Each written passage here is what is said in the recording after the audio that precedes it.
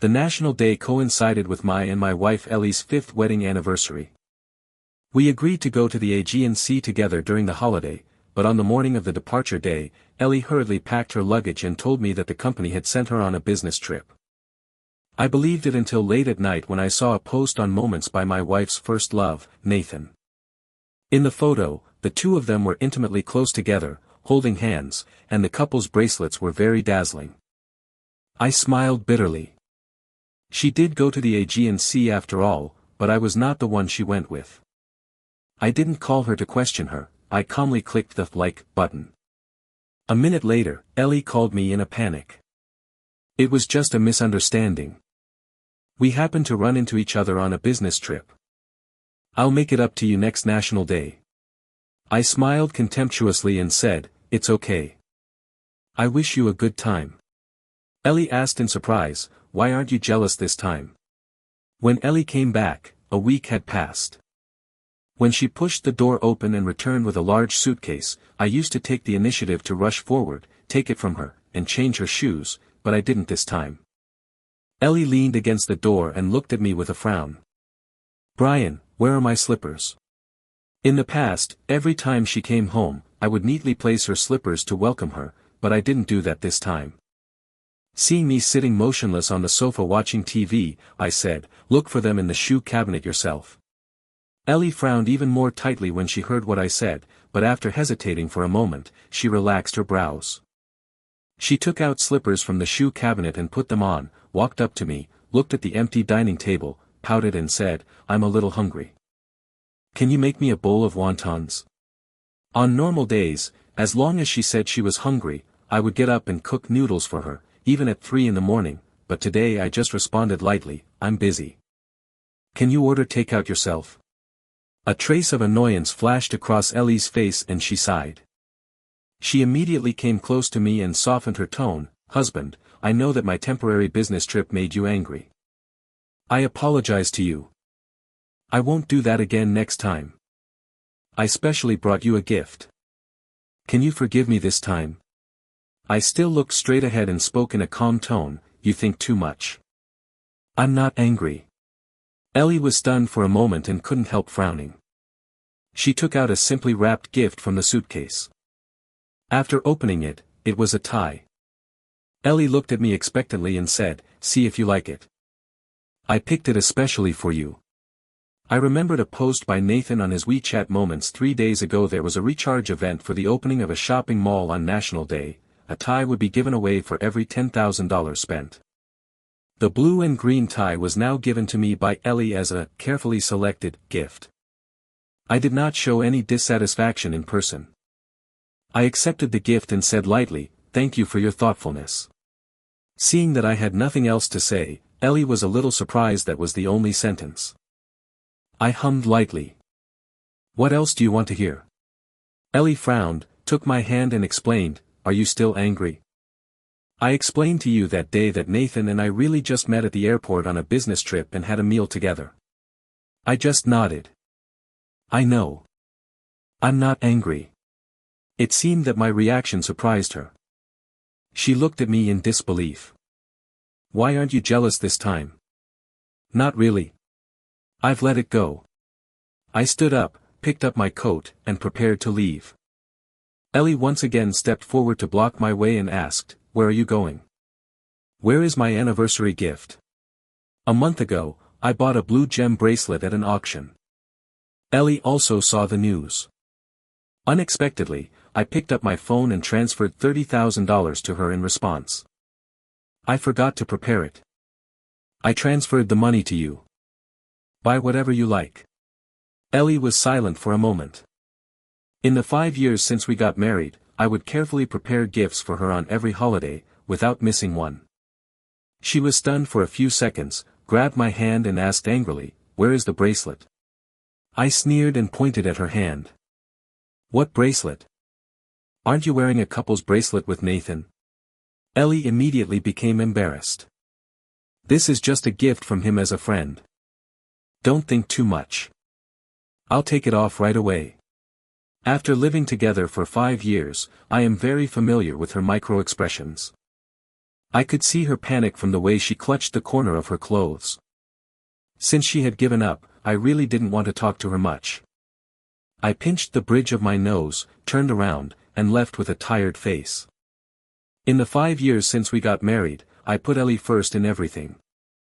I hadn't seen my old friends for a long time. I bought a plane ticket and flew to Hong Kong City to meet up with my good brothers. After receiving my call, Brother Victor immediately arranged a dinner. After 3 rounds of drinks, everyone stared at me and said almost in unison, "I thought you didn't want brothers anymore after you got married. But does Ellie know you're coming?" I took 2 sips of wine, smiled, and replied, "Call me anytime in the futurino need for her consent." My phone screen kept flashing. Ellie called me more than a dozen times. Since Nathan returned to China, Ellie had not come home at night many times. I also called her anxiously. There were several times when I asked her angrily why I couldn't get through on the phone. She replied impatiently, "Is the sky falling? Every time I see you calling me continuously, I feel sick." Now she has become the one who makes me sick. We partied until late at night. When it was time to leave, Ellie pushed open the door and walked in. She pulled out a chair and sat next to me naturally. She grabbed my wine glass and said, "You can't drink to relieve your sorrow even if you're in a bad mood. Don't you know about your stomach problem?" For a moment, I was a little dazed. Her sudden concern made me very uncomfortable. I raised my eyes and glanced at her. In a cold tone, I said, "What are you doing here?" The brothers greeted her politely. She smiled in response, clasped my hand tightly, and said softly, "You haven't answered my calls, so I had no choice but to come here." I pushed her away with an unhappy face and said coldly, "Ellie, I already said that I have nothing to do with you. Please don't do this kind of cross-border behavior again." Seeing my firm attitude, Ellie looked at me blankly. I directly pulled the brothers around her and walked away. Ellie ran out with us. She shouted behind me, "Brian, I've taken the initiative to come and coax you. What else do you want me to do? We're almost 30 years old. Couples quarrel and still play hide-and-seek. Can you be more rational?" Ellie got into the car directly and followed me back to my home in Victor. In the car, she pulled me again to talk and I directly refused her. She was a little angry and embarrassed. "We've made enough trouble and drunk enough. Come home with me, okay? I know you're jealous, but Nathan and I are really innocent. Why do you have to hurt your body like this?" I smiled and replied to her, "You misunderstood. I drank because I was happy to see my brothers. It had nothing to do with anything else." After saying that, I pushed Ellie away and took Victor back home. No matter how much she knocked on the door, I turned a blind eye. I slept soundly that night. The next morning, Victor knocked on my door and told me that Ellie was here. I dressed neatly and went downstairs. I saw Ellie sitting at the dining table with a gloomy face and didn't say a word. I knew she was angry. If she had just frowned before, I would have rushed to her and cheered her up, but this time, I walked away without looking back and hailed a taxi on the street. In the terminal, I met Ellie again. She walked up to me, her tone full of anger, "Brian, we are husband and wife. There is really no need for you to hide from me because of some trivial things." I didn't even raise my head and typed on the keyboard, replying, "You think too much. I don't mean to hide from you." As soon as I finished speaking, Ellie's phone rang with the voice of a special follower. After answering the call, I heard Nathan say through the screen, "Where are you? Don't forget the party tonight. Whether we can sign this order depends on today." Since Nathan divorced and returned to China 3 years ago, Ellie has been helping him in my name behind my back. I wanted to turn a blind eye, but I felt ironic when I saw Ellie's raised mouth. She never gave me that gentle tone. Many times, she spoke to me in a businesslike manner. I have suggested that she should be gentler to me. She always replied to me impatiently, "The company's affairs have given me a headache. Can you please stop making so many demands on me?"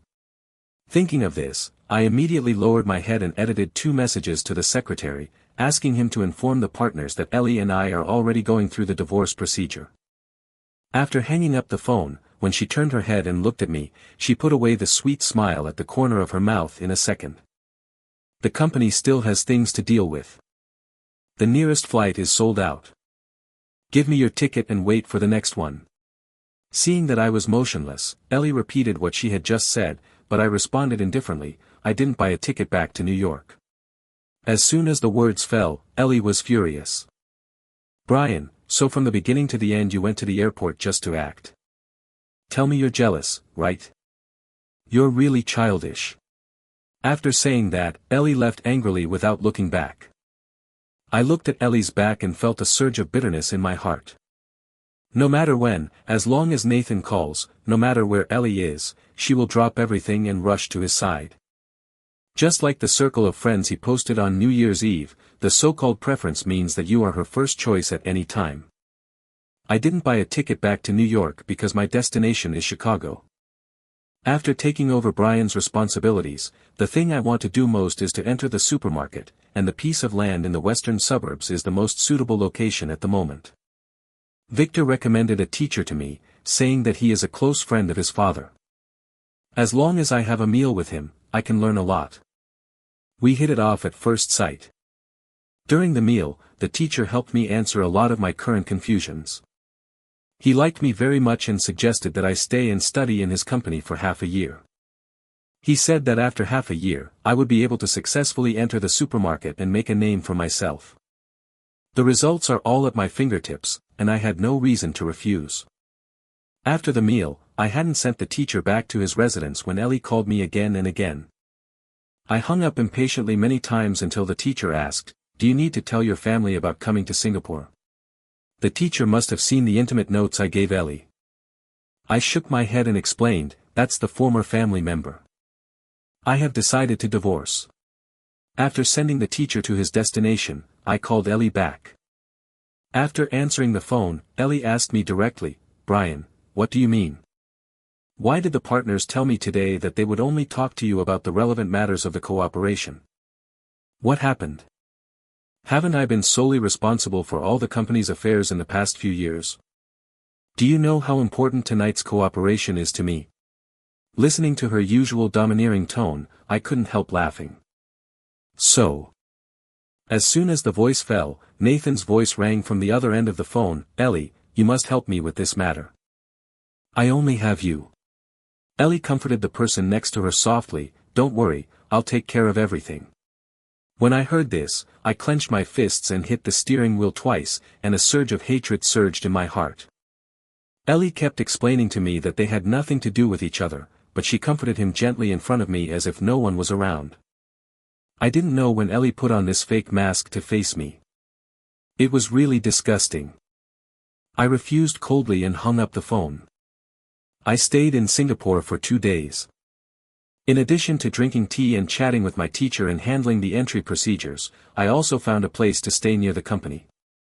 I asked my assistant to inform several partners in advance that I was going abroad and thanked them for their support over the years. There was no sign that Ellie had returned home. Everything was normal. I changed the password of the door and took a day off. The partners called me one by one and said they wanted to arrange a farewell banquet. I couldn't refuse, so I had to go. The door of the box was ajar. I heard the voices of Nathan chatting with the partners. I was a little suspicious.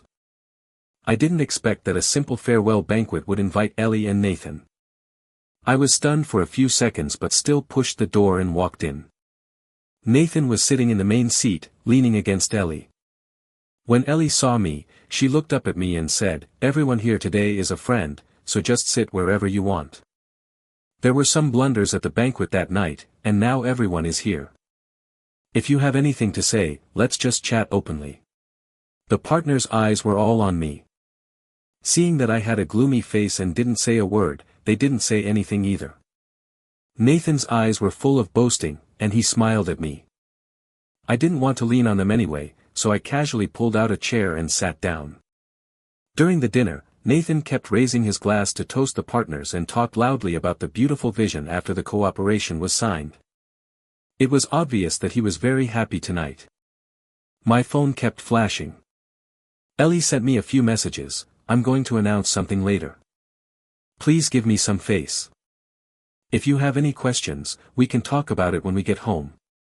You should be able to see today that there is nothing wrong between Nathan and me. There's nothing to hide from you. I kept reading until the end, and a piece of latest news popped up. Nathan should drink too much today, and I may have to send him home before the end. I raised my eyebrows and replied briefly with 2 words, whatever. After 3 rounds of drinks, seeing that the atmosphere was just right, Ellie pulled Nathan to stand up, toasted, and announced that from today on, Nathan is the newly trained person in charge of our company. He will be responsible for connecting with you in the future. Please take care of him. At this time, the partner closest to me asked with a puzzled look on his face, connect? What connection? Brian has decided to withdraw from New York, and we are also ready to withdraw our investment together. Who are you going to connect with? What? Withdraw from New York? Brian, you? Ellie was shocked and turned her head to look at me. I nodded indifferently. Yes, I plan to move overseas with Brian. Ellie widened her eyes and was stunned. You are going to take Brian overseas? What should I do? I didn't want to expose it. I thought about finishing the meal smoothly and putting a perfect end to it. But I didn't expect Ellie to call Nathan for this purpose. What withdrawal of investment? How come I don't know? The partner looked at me twice and continued to answer, didn't President Brian tell you that today's meal is a farewell banquet? I don't know when we will cooperate again next time.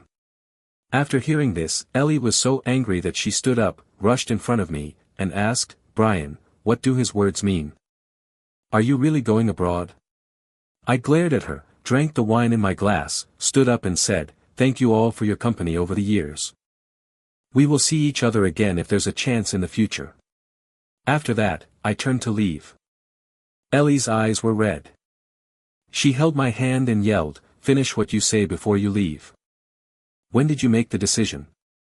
Why am I only finding out now? Her voice was trembling, mixed with anger and disbelief. I suppressed my anger and shook off her hand. Enough. It's not too late to know now, I said in a grim tone. Seeing my impatient look, Ellie was so angry that she picked up the bottle of wine at hand and smashed it at my face. I couldn't dodge it, and the bottle fell heavily on my head.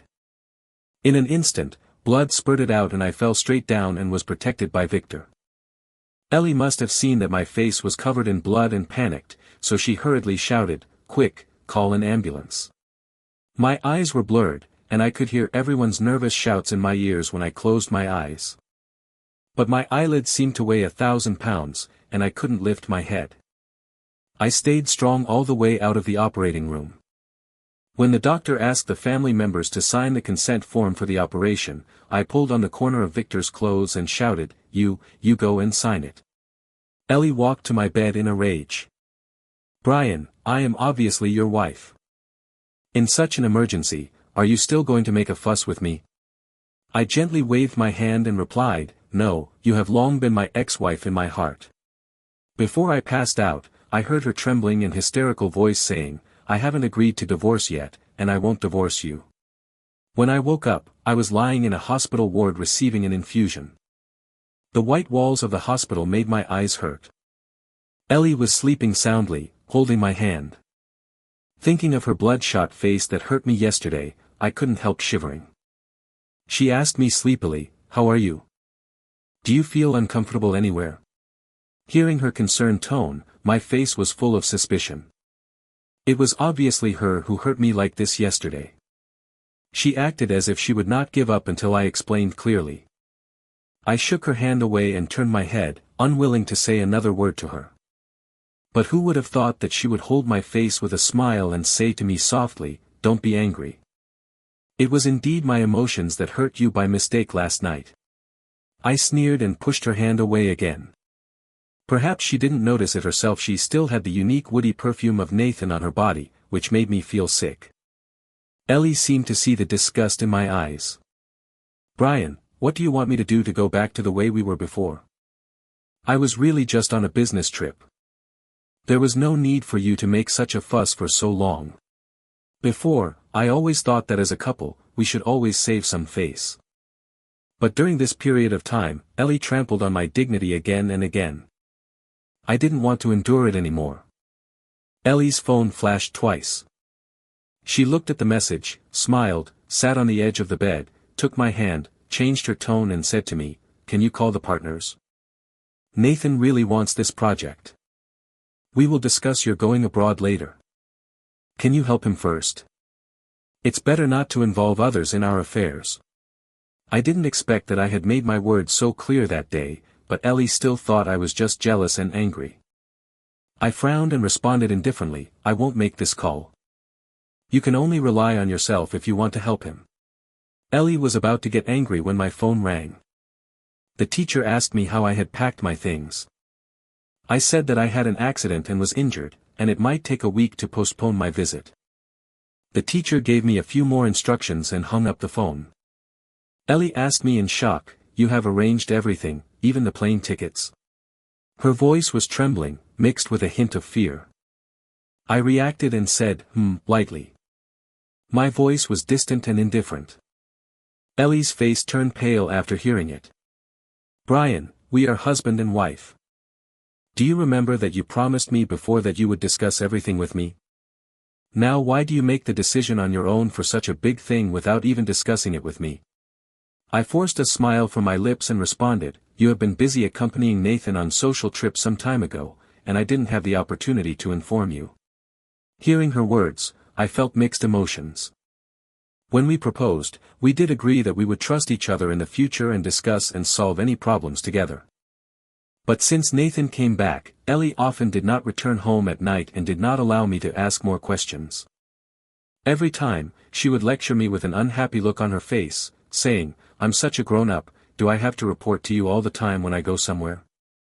Your desire for control is too strong." Later, I could only know Ellie's updates from Nathan's circle of friends. I didn't expect that even now, she would still use this agreement to bind me without changing her expression. As soon as she finished speaking, the takeaway boy came in with a bouquet of sunflowers. Those were my favorite flowers. Ellie looked a little embarrassed. I knew that this bouquet of flowers was not sent to me by her. What a coincidence. Ellie has always had a habit. Whenever her relatives and friends were hospitalized, she would send them a bouquet of flowers as a condolence. The first thing I did when I woke up was to look around the ward. She still had no feelings for me as always. After receiving the flowers, Ellie smiled awkwardly and said, "Victor is quite thoughtful." My eyes were filled with sourness. The person I cherished as a treasure ended up not being able to catch up with the care my brothers had for me. How ridiculous. I asked my assistant to deliver the divorce agreement. I wanted to settle the divorce before going abroad. The moment Ellie took the divorce agreement, she was so angry that she tore it into pieces and threw it in my face. She didn't even open it to take a look at the terms. She said angrily, "Brian, you may be jealous, but I hold many core secrets of the company. If you want a divorce, you should think about the consequences in advance. We have been married for 5 years, some things can be worked out. I advise you to calm down for a while before looking for me." After that, she walked away without looking back. Looking at her angry back, I couldn't help but sigh. I really didn't know why I was so impulsive and pursued her relentlessly. The first time I met Ellie was on the first day of school in my freshman year. She was standing hesitantly at the school gate in a white dress. I happened to pass by, and she grabbed me. She carefully asked me if I could help her. Her suitcase was broken, and I was attracted by the deep dimples at the corners of her mouth. I have always been a cold-hearted person. Even though I was in a hurry to go to the auditorium for rehearsal that day, I did not hesitate to help her send her luggage back to the dormitory. She took out a bag of local specialties from her suitcase and handed it to me as a thank you, and also took the initiative to ask for my contact information. Later, we joined the student union together and gradually became familiar with each other. We would eat and watch movies together, and go to the library to study. I saw that her meals were often full of vegetables. Not long after the school started, she was looking for a part-time job outside the school. I couldn't help asking her if she had any difficulties in life. At first, she was reluctant to tell me her true family situation. Not long after, she cried and asked me to borrow money, saying that her father had something wrong and urgently needed surgery. I transferred the money to her without saying a word. From then on, I started to open a supplementary card for Ellie to make her life better. At first, Ellie was reluctant to spend my money. It was not until her father was seriously injured that she borrowed money from me twice and started to use my card. Maybe even she herself was used to my dedication, so she became more and more unscrupulous and felt that I would help her unconditionally in anything she did.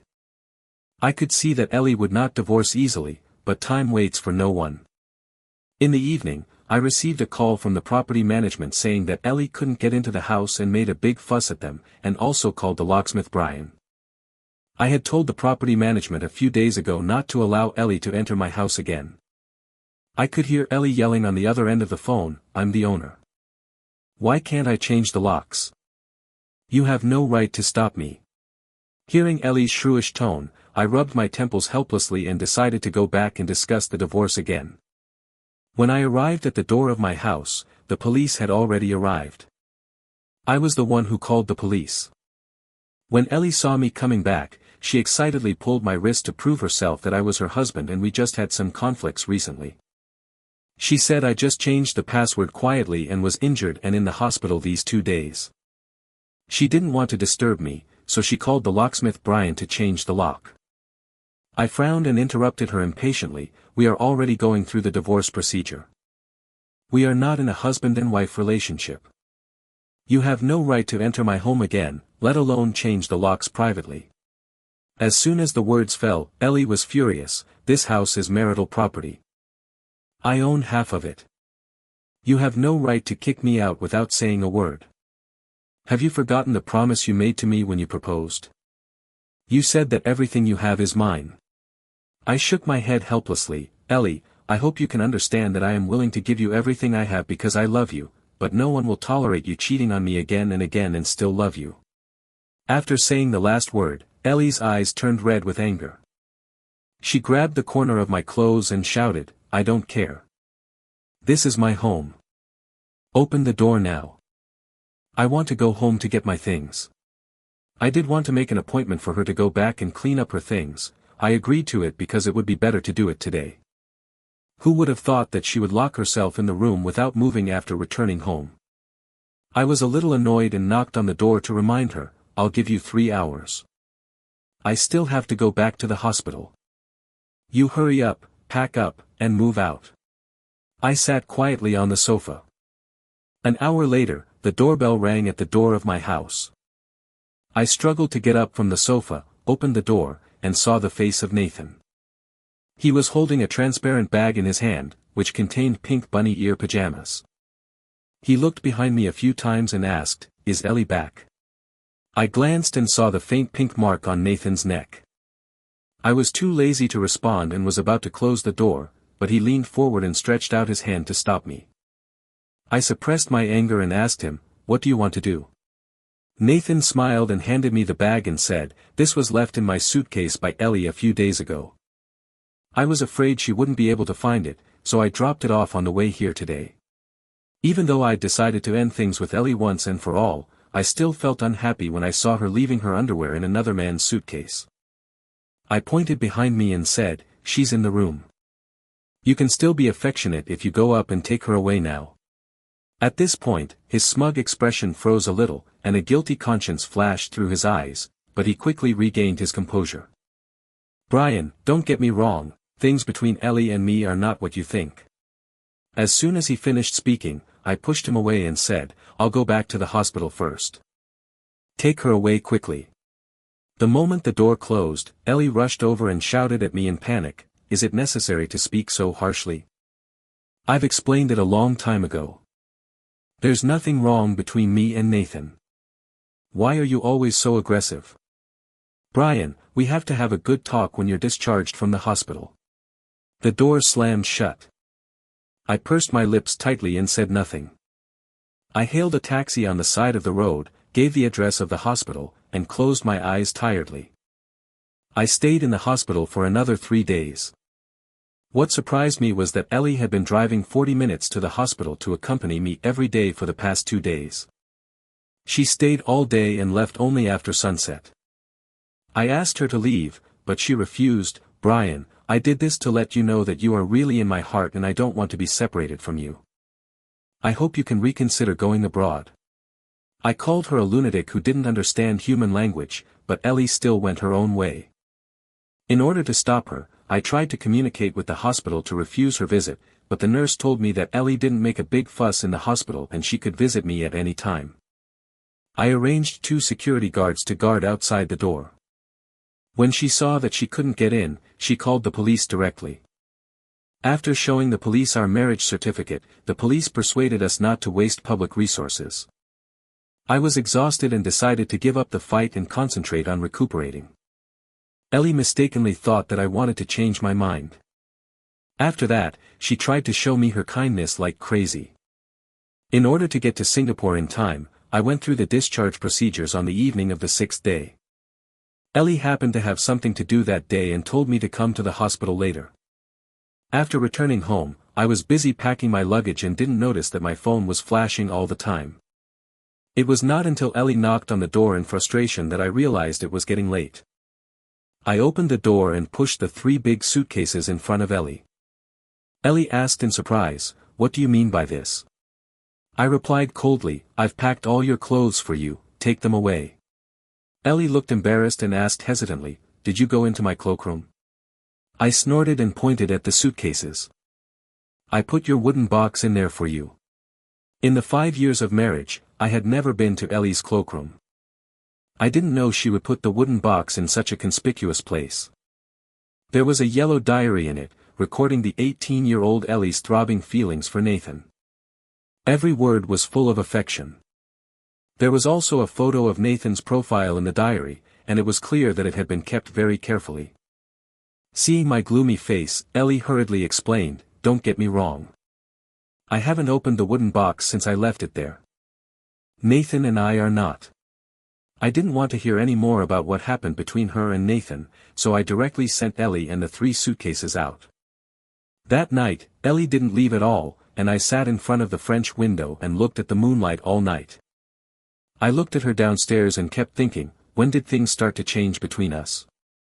It was probably from the first time that Nathan and I fell in love with the same watch. Ellie told me the day before that she bought that limited edition Maz watch, but the next day, when she came back from a business trip, she told me that she didn't buy it. When I asked her, she told me impatiently that she had said the wrong thing the day before and really didn't buy it. But why did that watch appear in Nathan's hands later? At the opening ceremony of his company, many people praised him for his extraordinary strength and that he could even get such a hard-to-buy watch. Ellie probably thought that I didn't know all this, but from the day I decided to break up with her, I had been sending people to investigate. Although I was mentally prepared, when the evidence was placed in front of me, my heart couldn't help but ache for a long time. At that moment, I suddenly felt very fortunate that Ellie and I didn't have children. At parties over the past 5 years, we couldn't avoid talking about children. Ellie always said that I was too busy with work and hadn't thought about it yet. In front of so many people, I always gave her face and agreed that it was indeed my problem. But Ellie knew in her heart that she had always refused to have children with me. It was written in her diary that she only wanted to have children with one person in this life. I know that after all, I am not that person. Before leaving, I asked the security guard to tell Ellie, who had been sitting there all night, to leave. When the car passed the security room, our eyes met, and at that moment I suddenly realized that the girl whose every frown and smile could once move my heart now looked haggard and couldn't make me feel distressed at all. So this is how it feels to not be in love. Before the plane took off, I gave Ellie a big gift. I asked my assistant to give her everything I had recently investigated about Nathan, including the fact that Nathan had an affair with 2 other women after returning to New York. What Nathan had been telling Ellie was that the reason he divorced was because his ex-wife was unfaithful, but in fact, it wasn't his ex-wife who was unfaithful. Nathan had been using Ellie from beginning to end. Step by step, he made her willing to start a company for him, to attract business, and even to sacrifice herself. I had a video call with Nathan's ex-wife. She gave me a lot of evidence. She had only one request, to see Nathan get the punishment he deserved. As the saying goes, if you don't want others to know, don't do it yourself. There were a lot of problems with the accounts of Nathan's company in the past 2 years. I reported him directly and sued to recover the money that Ellie used to start his company. After flying for more than 10 hours, I turned on my phone. It was full of unread messages, most of them from Ellie. I didn't say anything to her. Everything should be over. By that time, Ellie should have read the evidence and received the court summons. She was unwilling to sign, so I could only take the divorce to court. I successfully started working in my teacher's company. A month later, my divorce case with Ellie was going to trial, and I had to go back again. On the day of the trial, I saw Ellie with sunken eyes and a gloomy look. In just 1 month, I almost didn't recognize her. When she saw me, Ellie was very emotional. With stars twinkling in her eyes, she shouted at me, "Brian." I raised my eyes indifferently, and the bottomless chill in my eyes made her heart tighten. She didn't finish her sentence. Because the evidence provided by our side was sufficient, the court directly ruled that Ellie should leave the house with nothing. After Nathan was arrested for tax evasion, he directly pushed the compensation to Ellie. After hearing the court's verdict, Ellie collapsed on the chair. Before leaving, I glanced at her twice, and her face turned pale. As I expected, she still called me out. "Brian, can you not give up that money? You know I can't afford so much." Ellie, who had always been proud, actually had a day when she was so humble as to beg for help. I still remember the first year after I married her, she had a big fight with someone in the beauty salon just because the woman accidentally stepped on her new shoes. She asked the woman to apologize in public and compensate her. After I received her call, in order to support her, I directly bought the beauty salon according to her requirements. At that time, I loved Ellie deeply. Even when my friends said I had become unreasonable, I didn't care. All I thought about was the good in Ellie. As long as she opened her mouth, even if she wanted the stars in the sky, I would find a way to build her a ladder. But now, when I hear her begging, I don't even want to look back. "Brian, can you give me a hand?" She saw that I didn't say anything and continued, but I interrupted her. "Ellie, compared to the harm you've done to me in the past few years, this is nothing." She defended herself in a trembling voice, "Brian, I know I was wrong, very wrong, but I really love you. You have to believe me." At that point, I didn't know Ellie would still say the word "love" to me. How ironic. Because the man hidden in my heart came back, she chose to betray me. Because she was unable to repay the money she owed me, she pretended to keep me and said she loved me. I didn't know there was anything else that Ellie couldn't say or do. My heart sank to the bottom of the ice. She shook her head, sighed, and left. She took out a simply wrapped gift from the suitcase. When she opened it, it was a tie. Victor said this to me during a video call the night after I arrived in new country. He asked me, "Have you ever regretted it?" I knew what he meant.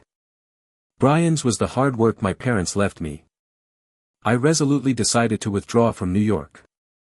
It was indeed a decision that shocked everyone, but they were wrong. I didn't leave because of Ellie. My love for Brian awakened a long time ago. I really wanted to make the foundation my parents left me better and last longer. Half a year later, I reopened a company in new country. On the opening day, I saw Ellie at the end of the crowd. In the past 6 months, Ellie had not failed to pay back a penny. I know that her ability could only go so far, and I didn't force her. I always think that something is better than nothing. Although Ellie doesn't pay back the money one day, I will keep in intermittent contact with her. Every time I receive her transfer information, I will sigh. In the long flow of time, there are always 1 or 2 people who push you forward and force you to grow. After the ribbon-cutting ceremony, I didn't walk up to Ellie to say hello to her. At this moment, standing next to me is the teacher's daughter. In the past 6 months, she has been with me, familiar with the streets and alleys of Singapore. It was she who rushed to my side every time I was depressed and told me to be brave. I remember she said the same thing to me many times after I was drunk, you have to believe that you are a very good person. After the marriage with Ellie ended, I did close my heart. When I thought I would be alone for the rest of my life, she showed up in time and brought me a lot of happiness. I took her hand and knelt on one knee in front of everyone and took out a diamond ring from my pocket. It was customized by her favorite niche designer a month ago. I promised her to give her an answer on the day the company opened. I didn't want to break my promise. I didn't want to throw away a girl whose heart and eyes were full of me. She excitedly nodded with tears in her eyes and said, I do. Ellie behind the crowd also had tears in her eyes. I knew she had been visiting my updates in stealth mode, but I couldn't give her any response. What I had to do was to make the rest of my life more stable and exciting. My new girlfriend and I hugged each other warmly amid the applause of the crowd. I whispered in her ear, thank you for appearing in my life. As soon as I finished speaking, Ellie turned away, wiped her tears, and left. This time, I didn't even want to whisper the word goodbye to her. I hope that in the long river of time, we will never meet again. The end.